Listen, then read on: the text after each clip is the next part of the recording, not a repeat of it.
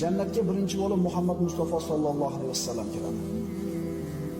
Imom Muslimdan keltiriladi, Rasululloh aytadilar: "Birinchi bo'lib jannat eshigini qoquvchi menman." Rasululloh borib qoqadi eshigini.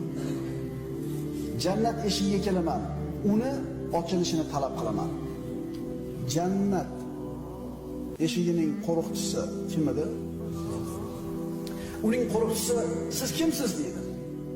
Rasululloh Muhammadman deydi. U aytadi: "Sizdan avval boshqa hech kimga ochmaslikka buyurilganman." Birinchi bo'lib payg'ambarimiz sollallohu alayhi vasallam qoqadi eshigini.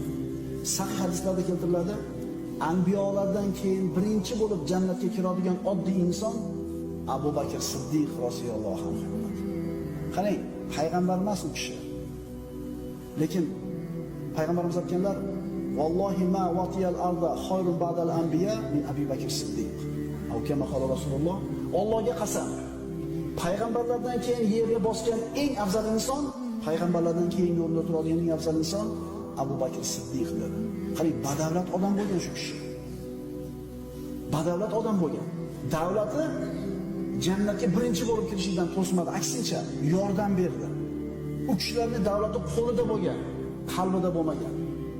Moli dunyosini Alloh rozi bo'ladigan yo'lda sarf qilgan, qullar ozod qilgan, nafaqalar qilgan. Ular molini o'zini xizmatiga solgan, dinini xizmatiga solgan, molini xizmatkori bo'lib qolmagan ular. Payg'ambarimiz sollallohu alayhi vasallam jannatga birinchi bo'lib kiradigan kishilarning surat haqida shunday dedilar. Buxoriydan bu hadis.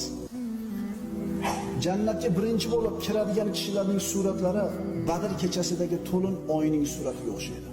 Oy to'lganini ko'rasizlar-a? Qanaqa chiroyli bo'ladi, qanaqa bir ajralib turadi. Ular jannatni tupurmaydilar, najosat chiqarmaydilar. Ichadigan idishlari oltindan, taroqlari oltin va kumushdan, ulardan oqqan terlari mushki ambarni hidi bo'ladi. Ya Alloh, terlasang xushbo hid kelsa. Bu qanday bir marhamat, qanday bir ne'mat. Ularning har birini ikkitadan ayoli bo'lajak.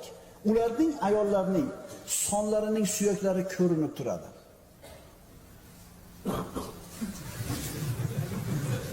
Amin.